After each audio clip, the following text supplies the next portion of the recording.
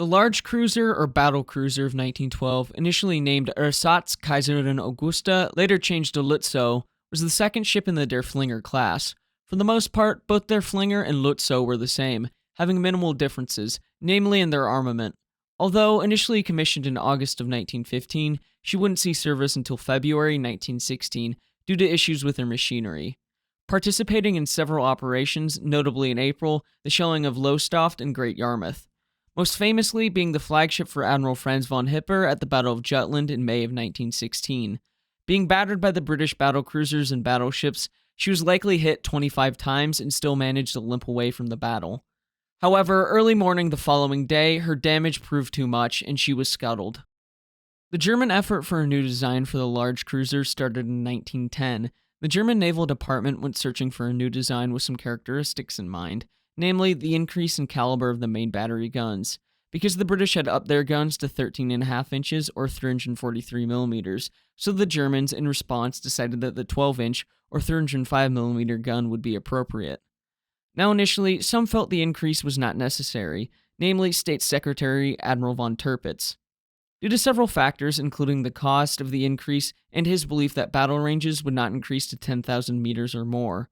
He argued that the 11-inch or 280mm guns of the previous ships were perfectly suitable for the ranges he envisaged. But after some time and some convincing, Admiral von Tirpitz was persuaded.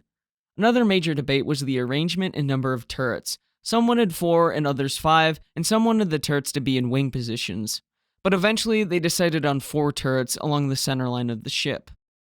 One more debate in the Navy Department continued. Were the ships to have oil-fired boilers or coal-fired ones? People who argued for oil said it would be more efficient and would save on manpower, as you would not need stokers on board. On the other hand, the people who argued for coal said in a time of war, coal was more readily available, and Germany would not have to rely on imports. The designers came to a compromise, in that 8 of the single coal-fired boilers would be replaced by 4 double-ended oil-fired ones. More debates about the armor scheme occurred, with some questioning the effect of detonating shells on and inside the hull, with one of the members of the Naval Department saying, "One must expect that the ship will fill with water forward. Leaks will occur that cannot be sealed with the means available on board. The ship's outer hull, to which the armor is secured, will undoubtedly leak, and the forecastle ahead of the citadel will certainly fill. It could not be kept drained with the means available on board." This comes from Gary Staff's German battlecruisers of World War I, their design, construction, and operations. Keep that quote in mind, as it will be important to Lutzow. By early September of 1911, the design was ready. If you'd like some background to their Der Flinger, I'd recommend my video on her. It's a bit of an older video, but it has good information and gives you an understanding of the ship's history. Lutzow was laid down on May 15, 1912, launched in November of 1913, and commissioned in August of 1915. Her machinery was almost the same as Der Flinger. The high-pressure turbines were found in the forward turbine rooms and drove the 2 outer shafts. The low-pressure turbines were in the aft turbine room and drove the inner shafts. Giving steam to the turbine room was the boiler plant, consisting of 14 coal-fired boilers and 4 pure oil-fired ones, giving her a design shaft horsepower of 63,000 and a maximum output of 80,998, with a top speed on her trials of 26.4 knots. The difference between Lutzow and Der Flinger was that Lutzow had an increased coal capacity of up to 3,700 tons. As for armor, it was exactly the same as in Der Flinger, with a main belt of anywhere from 100 meters to 300 meters, or 3.9 inches to 11.8 inches, depending on the part of the ship.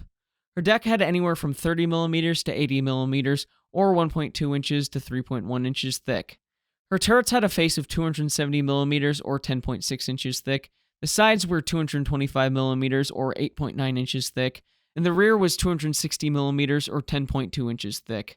As for armament, she carried the same 8 305mm or 12-inch 50 caliber guns and twin turrets, 2 forward and 2 aft, while the medium caliber armament of 15cm or 5.9-inch guns of Lützow consisted of 14 as compared to the 12 found on Der Flinger. Another change was that Lützow, as completed, had no 88mm guns either as anti-torpedo boat defenses or as anti-aircraft guns. In April of 1916, she was equipped with 88mm flat guns. Her underwater torpedo armament was the same layout as Der Flinger, with 1 stern tube, 1 bow tube, and 1 on either side of the ship. After commissioning into the High Seas Fleet, she went to Kiel to have her torpedo tubes installed.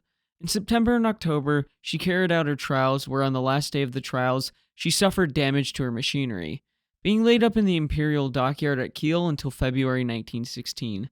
Leaving on the 17th to continue her trials, eventually joining the 1st Scouting Group on the 21st of March, spending the next several days working with the 1st Scouting Group on battle line training, where on the 25th, in company with Der Flinge, a message arrived that enemy destroyers had attacked picket forces in the Bight, so Lutzow weighed anchor and met at sea with Seydlitz and Moltke. After a time, the ships began the return journey to Wilhelmshaven, where early on the morning of the 26th, she was attacked by the British submarine E-24, with a torpedo passing close astern. Late March and early April saw her patrolling off Heligoland, along with sweeps to find British destroyers and aircraft. The next large-scale operation began on the 24th of April, where the 1st Scouting Group left at 10:55 a.m. and made their way up the Jade with an incident involving Seydlitz and mines, where Lutzow the following morning assisted in the shelling of Lowestoft and Great Yarmouth, being hit by the battery at Lowestoft on the bow. Commodore Tyrwhitt of the Harwich Force met the German battlecruisers that morning, with his flagship Conquest being struck 5 times by Lutzow as her secondary battery fired on Tyrwhitt's escorting destroyers. Returning to Wilhelmshaven roads by 7:30 that night, the next month saw normal drills and patrols, with Admiral Hipper placing his flag aboard Lutzow on the 28th of May. At 3 a.m. on Wednesday, the 31st of May, per Operational Order 6, Lutzow with Hipper on board weighed anchor and led the German scouting groups into the North Sea. Things were relatively quiet for Lutzow and the 1st Scouting Group until at 2:20 when the cruiser Elbing reported smoke from the southwest. By 3:20, the 1st Scouting Group increased speed to 25 knots in order to catch what turned out to be British light cruisers. Just 3 minutes later, British battlecruisers were spotted, these being the 1st and 2nd battlecruiser squadrons under the command of Admiral David Beatty. At 3:30, after observing the British movements, Hipper understood that Beatty intended to cut him off from his home base and accordingly turned on a southeasterly course, as to appear to be in full retreat back to the Jade. Now to quote from Nick Jellicoe's Jutland, The Unfinished Battle, he writes, "The Germans could read Beatty's character perhaps better than Beatty realized. They knew he was a fox-hunting man. They knew that he would run into the chase, and that this was their chance to lure a portion of the British naval forces into the waiting guns of Cher, heading north not far behind with the main battle fleet." Hipper ordered fire distribution from left, ship against ship, meaning that Lutzow fired on Beatty's flagship Lion. Next, Der Flinge fired on Princess Royal, Seydlitz on Queen Mary, Moltke fired on Tiger, and von der Tann fired on Indefatigable. At 3:48 p.m., as Beatty closed the range even further, Hipper stood on the bridge of Lutzow, calmly smoking a cigar, giving the order to open fire, upon which the thunderous roar of the German guns opened the Battle of Jutland. The first few moments are described by Der Flinger's gunnery officer, George Hasse, in Castles of Steel, Britain, Germany, in the Winning of the Great War at Sea by Robert K. Massey. Hasse writes, "The 6 ships, which had been proceeding in 2 columns, formed a single line ahead, like a herd of prehistoric monsters. They closed on one another with slow movements, spectre-like, irresistible. At last there was a dull roar. The Lutzow is firing her first salvo, and immediately the signal 'open fire' is hoisted. In the same second, I shout, 'Salvos fire!' and the thunder of our first salvo crashes out." Lutzow, targeting Lion, scored 2 hits at 3:51 and 3:52. Then at 3:57, Lutzow achieved a hit on Lion's Q turret, blowing off the roof of the turret, putting the turret out of action and later causing a massive cordite fire. At 4 p.m., Lutzow suffered the first of 2 hits, both on the forecastle deck. By 4:05, as Lion sheared out of line and disappeared, things for the Germans appeared to be going well, as just 3 minutes earlier, Indefatigable had been destroyed. German gunnery was superb, as Lutzow had scored 6 hits from 31 salvos, while in comparison, Lion and Princess Royal scored a combined 3 hits on Lutzow. As the battle raged and the 2 sides exchanged fire, Lutzow changed targets to Princess Royal. At 4:15, Princess Royal scored a hit on Lutzow in the forward dressing station, killing or wounding everyone there. Following the loss of Queen Mary, Beatty turned his 4 remaining battlecruisers north towards Jellicoe and the Grand Fleet, due to the reports of the German High Seas Fleet. As Beatty steamed north, Evan Thomas and HMS Barham steamed south, leading the 5th Battle Squadron, as they had not yet received the signal to turn north. Seeing this, at 4:44, Hipper ordered that the battleships be taken under fire, where Lutzow scored a hit on Barham that same minute. At 4:51, as the 5th Battle Squadron fought against the German battlecruisers, the High Seas Fleet came into sight with the advanced line of Koning-class battleships led by Admiral Reinhard Scheer. So far, Lützow had hit the enemy 10 times, while suffering only 4 hits in return. As the run to the south came to an end and the run to the north began for Lützow, she targeted Lion, obtaining 3 more hits between 4:59 and 5:02. The German ships continued to chase down the 5th Battle Squadron, and Barham scored a hit on Lützow that struck the armor belt ahead of a 5.9-inch casemate. Another 2 shells struck between the funnels, destroying the main and reserve wireless, depriving Hipper of his link to the rest of his scouting groups. At 5:30 and then 5:45, shells from Valiant and Princess Royal struck Lützow, further damaging the superstructure and more 5.9-inch guns. At around this time, Horace Hood and the 3rd Battlecruiser Squadron unexpectedly appeared to the east. Hipper, turning to counter this threat, came under fire from both the 3rd and 1st British Battlecruiser Squadrons. At 5:59, Hipper carried out a battle turn on an opposite course to withdraw and to close with his main body. At 6:05 and 6:10, Lützow hit Lion. At 6:15, as the Grand Fleet began forming their battle line, as part of the 1st Cruiser Squadron, Defense and Warrior, which had been firing on the Wiesbaden, suddenly became visible to the 1st Scouting Group and came under withering fire, with Defense sinking at 6:20. The 1st and 3rd Battlecruiser Squadrons enveloping the German head of the line, Lützow came under increased fire. Between 6:26 and 6:34, Lützow was hit 8 times from Invincible and Inflexible. The most devastating were 2 12-inch shells that struck the forward broadside torpedo room and 2 that struck the bow torpedo room. The entire forecastle from frame 249 and below the waterline immediately filling with seawater. Speed had to be reduced down to 15 knots. At 7:30, one of Lützow's assailants suddenly became visible, and Gary Staff's German battlecruisers of World War I, their design, construction, and operations, Korvettenkapitän Paschen, an officer on Lützow, writes, "Meanwhile, we had turned onto a southerly course, and suddenly an English battlecruiser of the Invincible type appeared out of the haze, clearly and relatively near, 4 points to port astern.